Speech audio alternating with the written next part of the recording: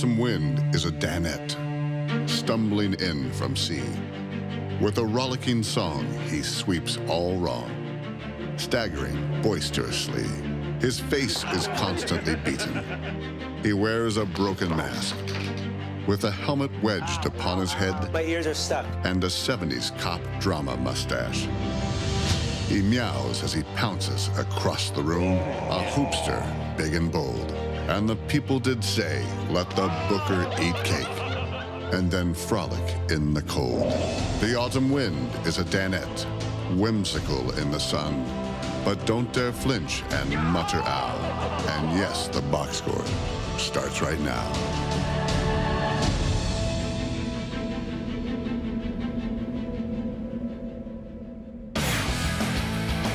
A lot about sports, but I can drink a lot of beer. My motto is simple: C's get degrees. Need a long, inappropriate hug? I'm your man. I think I'm smarter than you, because I probably am. Howard Coward for box score.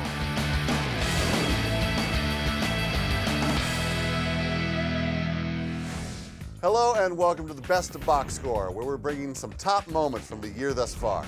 And we have a few good ones. We're known for having fun with the Danettes on the show, and our producers cook up some pretty clever games for the guys. But in this instance, we took one of our weekly events and added a little twist.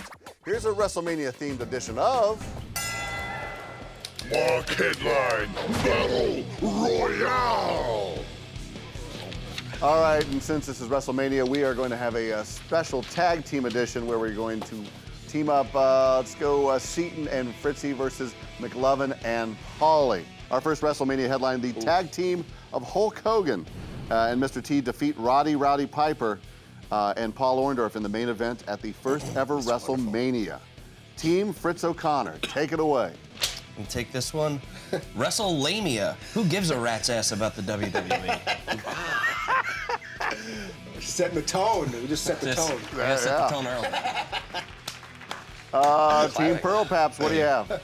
Thunder Lips over Piper's Pit. Mr. T topples Mr. Wonderful. Oh, Rocky reference. Snap. Paul Orndorff reference. Yeah, Mr. Wonderful Paul Orndorff. Oh my God. WrestleMania headline number 2. Hulk Hogan, Stone Cold Steve Austin, and The Rock throw down a few beers to kick off WrestleMania 30. Team Fritz O'Connor, grab your steel chair. We've got, I'll buy the next round. I think that's pretty good. Give me a little look, though. That is such a fake laugh. Oh my God. Is that, I'll buy the next round. That laugh is faker than wrestling itself. I'll buy the next round. Round. All right, Mr. Wonderful, Paul. All right, here we go. Shotgun start. Hulk and Steve Austin pop a few Stone Cold ones. Stone Cold ones. Nice. That's a good laugh, Andrew. He goes, Fourth WrestleMania headline. WWE CEO Vince McMahon forced to shave his head after losing a bet to Donald Trump at WrestleMania 23. Team Pearl Paps, give me a winner. Hit it, smart guy. Are you mad because I didn't laugh enough at your joke? I'm terrible. Vinsanity. McMahon's like 70. How does he have that much hair in the first place? Question mark. Sold with the look. Team Fritz Connor. it's still real to me, damn it. I just want to thank y'all for shaving Vince's head. Good invitation. Take it easy, man. Such shenanigans. Such shenanigans. That has no application to that particular headline. But they shoehorned in a good line. That has no. I heard them in the beginning. They're like, we're going to use this line on one of them. It doesn't matter which one. I just want to thank y'all for shaving Vince's head, saying what needs to be said. Hey, man, Say it. Our fifth WrestleMania headline. Man. Hulk Hogan delivers thunderous body slam to Andre the Giant before defeating him at WrestleMania 3 for the WWF Championship. Team Pearl Paps, your finishing move. Take it home, kid. This is going to make sense to nobody. Andre the Giant has a posse, and they're all embarrassed for their leader. Everybody who's under 25 and knows anything about art or graffiti understands it, but... Fancy? Going Shepherd Ferry, really? Team Fritz O'Connor, your finishing move, please. No. Okay, we're gonna go with slam! Da da da da da da. Let the Hulk be Hulk! Body slam! Da, da, da. How do you know Don't that? violate or you'll get violated. Sticky fingers. The mock headline tag team champions are Seaton and Fritzy. Congratulations. Yeah. They should get DQ'd for fake laughing. Here's what needed to be said. Better energy. They did have that. That's how you do it. Let's go. Yeah, hold it up. Butternuts. That's 2 days weekend outfit. What does this even have Minus to the do? ball gag. Slam da da da da da. Body Let the Hulk be Body Hulk. slam. Slam! He got body slam. I think it's over. It's over. I think Sorry, you're right. Shepherd Ferry makes way more sense, Andrew. I think it's over. To a Andrew. certain demographic, that was a very Andrew. relevant headline. Congrats to Seaton and Fritzy, true tag team champions. The craziness with games didn't stop there. We wanted to see if the guys could tell the difference between two Swedish novelties, a Swedish cheese or a Swedish hockey player. You tell me whether it's to be shredded on an Unglandsrulett or it is an NHL hockey player. The winner gets, of course, a free trip to Sweden, and the loser has to eat 45 pounds of cheese before leaving today. We will start with you, Paulie. Kavli, cheese or NHL? By the way, I loved playing this game growing up as a kid in the south side of Chicago. Kavli sounds like a defenseman, not a big stick guy. I'm going to go Islanders, but I'm not sure. Kavli's I'm going to go hockey player. Assist leader. I'm sorry to announce, but it is a cheese spread. Kavli cheese spread. I was gonna say hockey player. Fritzy, you're up next. Gradost, cheese or NHL? Gratis. I'm going to say that Brian Gratis is a Nashville Predator left winger. Lars Gradist. Yeah. It is a cheese, I'm sorry to announce. It is a cheese. Really? Round, Gratis. mild. The umlaut. This Yeah, is with the tough. umlaut. McLovin, Steen, cheese or NHL? You know, they're not doing 3 cheeses in a row. Yeah, I'm gonna go with Fritzy's logic. You wouldn't go. Or are they tricking you? Yeah, they know that I wouldn't think that they would do 3 cheeses in a row. He's definitely a defenseman, by the way. Really? Oh, yeah. Defenseman for the Edmonton Oilers. Ooh, good Look guess. at you calling out the It is a hockey player for sure. Alexander Steen, St. Louis Blues. And a defenseman that may be leading the team in goals over the last 3 seasons. So I think he's on the other side of that. All right. Might have been traded at some point. Yes. Paulie, Payarvi, cheese or NHL? Oh. Gerhard Perjavi. He was in Thunder Bay back in the 60s. I don't know if he made it to the show. a lot of little dots over Gerhard Perjavi. Man, there's 3 umlauts. That smells like cheese to me. Yeah. Well, it smells like a hockey player because it is a hockey player. Magnus Payarvi from the St. Louis Blues. Man, these are hard. That was his son. Magnus was Gerhard's son. Gerhard. A long tradition in that family. Maybe they are cheesy ears. McLovin, Hornqvist, cheese or NHL? That sounds like Lundqvist. Horn. Helmut Hornquist. Get up. Slapper. Yeah, you know, That fist I is- want to guess cheese because I haven't guessed cheese yet, but this feels like a hockey player. Feels like, When you see Kvist, does Ottawa still have a team? If so, They then do. they're right winger. Senators. Him and Radek Bonk running Yeah, the he show. was traded, of course, to the Penguins. 1 fewer goal than Sidney Crosby, despite playing 13 fewer games. I knew that. Awesome. The winning Swedish hockey and cheese connoisseur is McLovin. I studied for weeks. Congratulations. Yeah. I'm not sure Kavli. Brock, you guys might want to look back at Kavli. I think that's an overall brand of food.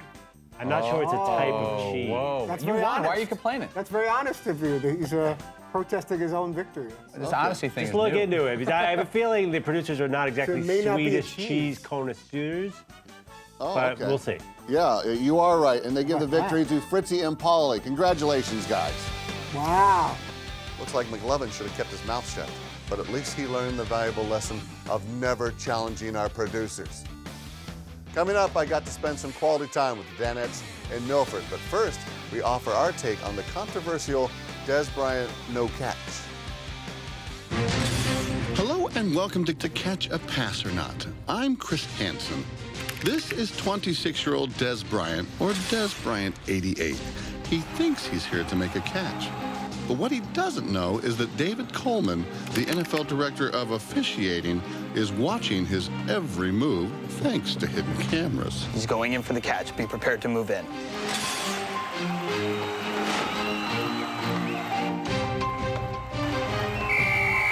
Des, go down that tunnel. Hall of Fame is looking for that ball. He's on the move.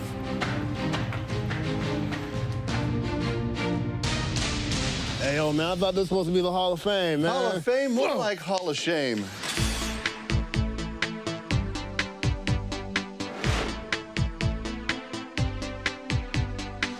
Have a seat. Is that any way for a receiver to act? Man, I was just trying to catch a pass, man. Oh, a catch? Don't you know that's illegal without making a football move or establishing yourself as a runner?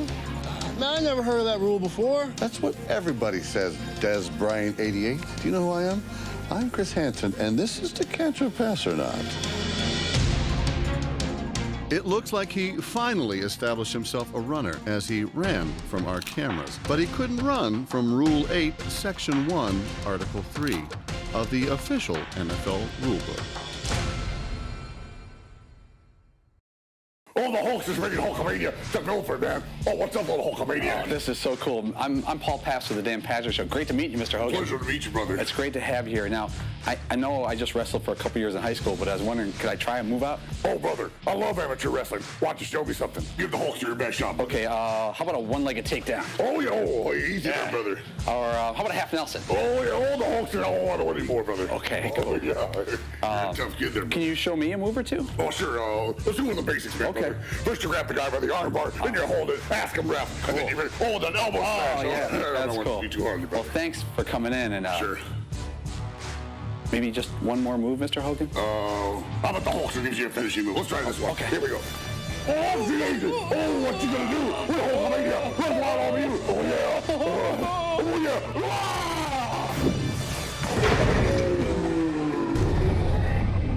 Oh, yeah. Oh, yeah. Oh, no. Hey, little buddy. Hulkamania. Great. Great.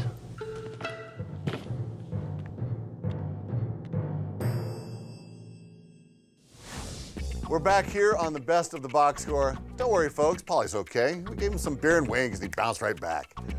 We shot that bit back in February when I made a special visit to the Milford Man Cave and hosted a full 30 minutes of Box Score glory. And there was only one way to kick off that show, talking about boozing. Hello and welcome to the Box Score. I am Brock here in Milford with the Danettes. The first show ever in here. Hi, McLovin. We are wearing the same shirt. Nice. This is very matchy-matchy. I'm very excited about this. Look at that. If these were jelly beans, could you guess the amount of checkers on mine and yours? I think you have a few extras. Okay, well, other than me, shots fired. Yeah, you got me in the open. Ready? Shots fired. Other than me, who's the best guest in studio? Best in-studio guest that we've had, Darius Rucker, for sure. Because he can sing, he's also awesome on sports, and he's funny. Funnier than you even. Yeah, I think Darius Rucker. That's 2 shots. Okay, well, I'll take that. Mine, my friend, is Ron Burgundy. Whoa, wow. Oh, that's a great call. That doesn't count. Well, we are very similar in this manner because we're both very witty, coming with mountains of charisma, and also that we both drank in the man cave prior to 11 o'clock. Paulie, is that a party foul, coming in and drinking or not bringing my own bottle? No. I mean, you're a member of the family, member of the team. I walked in at before 7 a.m. today, and you were sitting back. You were ready to go, showered and ready. But yeah, I noticed I'm pretty locked in on Dan, but I saw this big Sasquatch-looking character go breezing by, grab a beer, and walk out. And I didn't really pay attention to it. I was really focused. Well, you are always focused. Seton, you guys got an entire bar back there. Have you ever done the pre-show hair of the dog to get you into it? Oh dear, that's certainly no. No. No. Never ever. Pants on fire? No. That's the one thing, Brock. No drinking until the 11:57:50. Oh, all right. Wait, you guys always say that. Is that a real rule? Like for I the can't tell you one FCC? time when I was working. I worked at a radio station in Hartford, and we were a morning show there. And I did a St. Patrick's Day broadcast with them, and we spent most of the time doing car bombs, which, if you're not familiar, is Guinness, Jameson, and Bailey's. You dropped the Jameson and Bailey's in, and you chug it. But didn't you guys reveal that on the air? Oh, yeah. And I started probably about 8 a.m. and stayed there till about 12:30 at night. And at some point, I was huddled over, like, crying in a corner. Like, I just love you guys so much. It was, like, the longest day ever. And that started definitely on the air. Well, as my producers are reminding me, this is the second time I have come into the man cave and have been able to steal liquor from the man cave. That's 2 for 2. That's batting 1,000, Paulie. Those are Hall of Fame numbers, right? Yeah, respect. You know, you're a guy. You know what? Even though I guess it would be like 5 a.m., 6 a.m. your time in LA, so you're going real early. Oh, yeah, I was reminded of that, but it's nothing unusual for me. You know, you drop by Starbucks and then drop by the package store. Is that what you guys call it? The package. It was good to spend some time back east with the guys. Maybe next time McLovin won't take too many shots at me. Don't go away, I wasn't the only special guest in Milford. Matt Stainbrook capped off his intern experience with a cameo on the box score. But first, here's me rocking out with the great Todd Fritz. I don't feel the need to give such secrets away. You think maybe I need help, though I know I'm right. Oh, I'm right. Just better off not listening to friends' advice. Because your kiss is on my list. Because your kiss, I can't resist. Because your kiss is on my list. Turn out the lights. Oh, man. Thank you, music lovers. Want to get out of here and listen to my mixtape of great UN speeches? Sure. Come on, guys. Just one more song. We're selling T-shirts if you're interested. You're a bitch girl, and you're gone too far, cause you know it don't matter anyway. You can rely on the old man's money. You can rely on the old man's money. It's a bitch girl, and you're gone too far, cause you know it don't matter anyway. Welcome back to the Box Center. I'm your host, Eric Steadfast, joined by West Virginia head coach Bob Huggins. Huggy Bear, how in the world are you going to pull off this upset against Kentucky? They're not. Seriously? Oh, come on, you guys are a fluke, a flash in the pan. Are we talking about West Virginia or your illustrious career in the USBL? Hey, I led the USBL in assists that year. We're talking about your overachieving team and how you're going to lose to Kentucky. Oh, we all can't be the best like you, Doug. A league championship in the Russian Basketball Federation. Oh, my apologies, Doug. Oh, damn it, Doug. You're such a mean person. You meanie beanie. Hey. My TV here. He started it. He always does this. What, beat up on wussies? No, that's it. No,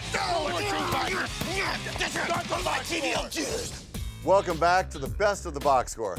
The NCAA tournament was action-packed, partially thanks to Xavier's Sweet 16 run led by center Matt Stainbrook. And after the big man hung out in the man cave as an intern for the day, he made an appearance on the box score to talk about being scored on by, of all people, McLovin. Oh, Andy! You had him.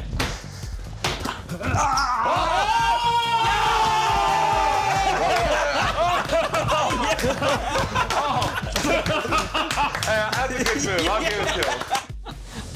Oh, man, there's only a couple of moments in the man cave that you've ever seen us collectively that happy. Like Todd hitting a homer off Mitch Williams. Oh, Wiffle ball. yeah, you bench pressing. This goes right up there, maybe to the top, and I'm sorry about that, man. Hurts a little bit, but you know what? I'm glad McLovin's happy. You know, if we're playing for his job, I would have played a little bit harder, but I don't know. Well, you might have been playing for a job. I mean, a lot of NBA people watch the show. I heard they do tune in a lot, so hopefully it doesn't hurt my draft stock or anything like that. But then if you go in the second round, let's say you drop from mid-second round to the end of the second round, you could be on the Spurs. You could be on a really good team in the second round. You look at it that way. McLovin may have done you a favor and put you on a playoff team. Definitely, he helped me out. You know, he's thinking about my long-term success, according to my short-term success. Yeah. Thanks for helping me out. You did teach me that Kaminsky move. Honestly, it was in my head. I helped you out. I shouldn't have. That's, you know. Never help your poor opponent. coach here. And I watched a lot of tape of you. You're the up and under king. It's true. I do like to get people off their feet and, you know, try to sneak one around them. Yeah, so like the move I use on you, you'd use that on guys all the time. Definitely, all the time. Except you're a lefty. Once they figure that out, they pretty much shut you down. Exactly. Well, it's nice of you, Matt, not to call the traveling on him. Well, your coach took you to task on Twitter after the event. He tweeted out, told Matt Stainbrook to not leave his feet on shot fakes for 3 years. He deserves getting exposed on the DP show this morning. #wall up. He's been saying for 3 years now, wall up, stay on the ground. And, you know, I think I've done a pretty decent job, but, you know, never good enough for your coach. So Yeah, all of a I'm sudden assuming that was your coming. eligibility's done, and he's taking shots. If you have another year, he's like, well, he made a fine effort, and I think he's a great He little would have been a post little nicer, right? Yeah, no, he Well, definitely. What if he had called in and had Dan make you run suicides or something? Oh. Like that would have been bad. I would have said, you are not my coach anymore. A true master of the hardwood. McLovin gave it to him Ivy League style. It was great to have Matt stick around and join us. I'm sure he'll be able to recover from McLovin scoring on him. Stick around. One Danette ate a piece of floor bacon. We'll find out how tasty that treat was.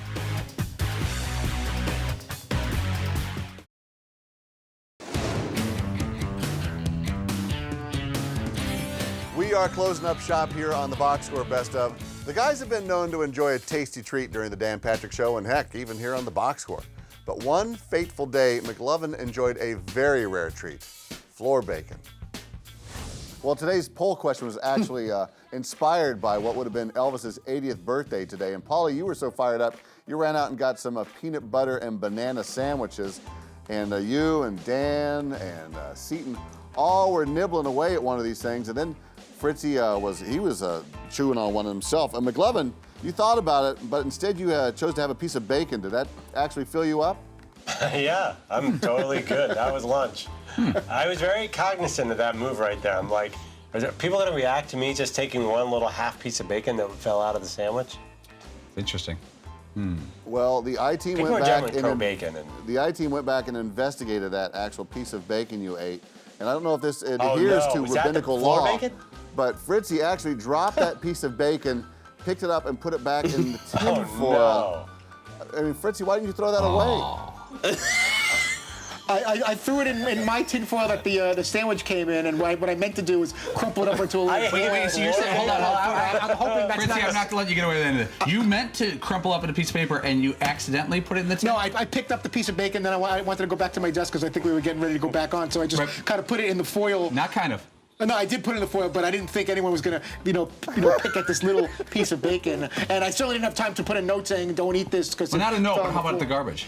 I probably should have thrown it in the garbage, but I was in a rush to go back to my notebook. You were in a my big rush? desk. For me, that's how you walk back. Can we watch the rushing Fritzy heading back to work? Rush as you're eating? It didn't dawn on me that it was a pretty small piece of bacon. I picked it up and I thought about the 3-second rule for a moment, and I'm like, I'm not going to eat it. That's for yourself, not But okay. I didn't put it there hoping that someone would eat a piece of I bacon. know about the 5-second rule, 3-second rule. What's he completely ignorant that it was on the floor rule? Am I would have okay never with, known if you Am I hadn't, okay with floor bacon? Now, here's the thing, beloved. Are you a person who would, like, if you dropped a piece of bacon on the floor, would you not eat it? Oh, I'd eat it in a second. Okay, good. So you aren't really that bothered. No, I'm not real bad. I have no problem with floor. Fritzy handled your bacon, though.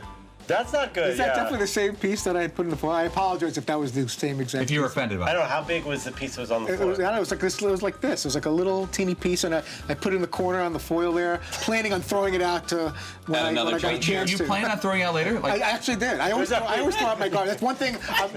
Say what Fritzy, you you're want. lying to yourself. I always throw out garbage. I don't leave garbage. Jump lying in. around. Come on, I planned on throwing it out at a you later put it in date the when I corner. had more time, instead of going 5 feet that way, which would have taken At that moment, I probably should have maximum thrown of it 2 to 3 steps. You can honestly say that I didn't think 1 second about that piece of bacon. I just put it back on the back to do I picked it. up, my main goal was to pick it up off the floor. What were your secondary put it goals? and then there was just a little piece of foil there, and I kind of looked at that as garbage. It's just a little. No one's gonna go to a little. Now, pick up there's a little other piece of bacon off the uneaten. floor. Now, if you notice, there was an entire uneaten half sandwich on that piece of tinfoil, and then you put floor bacon on next to it. I in the thought same it was. region. By the way, that I was thought it was a not, separate piece of your foil. foil because there was a full sandwich there. I thought I had put the bacon down on a separate piece of So foil. you were confused. Right, I thought I put it where I took the half a sandwich of bacon, Right. peanut butter, banana, and the piece of bacon that fell, I put what I thought was on the foil where it was now empty, where I had removed that half a sandwich. So I don't know the only if thing I that was feel on there good was this little piece of bacon. I didn't. So it's not just you made a mistake. No, I'm not going to take responsibility for that. Andrew, you actually haven't had a stomach bug. Fritzy's just been dropping all of your That's food on right. the floor. Been for smearing the it last on the, 7 years. And not thinking at all. And not You're thinking welcome. anything of it, Stepping and on now it. it's finally caught up to you. Smearing it all over the cord. Do you have like a list of garbage that you're planning to throw out later? Like There's a you few keep it things on the back there. desk, like a pile, a to-do list. Throw this out as like a banana peel. Main goals, secondary goals. Drop food, pick it up, secondary. I'll throw it this out. out in hour 3. Not right now. I do think it's funny that after eating a drop piece of bacon, you are in such a rush to get back to your desk, but you can go to the bathroom for 11 minutes during a 4-minute break. It's funny how I play with the time like that. But it was not my intention for anyone to actually pick that little piece of bacon off the foil and actually eat it. So. Good job, IT. Well done. I don't think there's anything better than floor bacon. All right, thanks for watching the Best of Box Score. Remember to catch us weekdays here at 3 p.m. Eastern, right here on Audience Channel 239 on DirecTV. Oh, and check out our podcast available on iTunes or podcast1.com. Cheers. I don't know a lot about sports, but I can drink a lot of beer. My motto is simple. C's get degrees. Need a long, inappropriate hug? I'm your man. I think I'm smarter than you, because I probably am. Hey, thanks for watching the Box Score. Holy cow!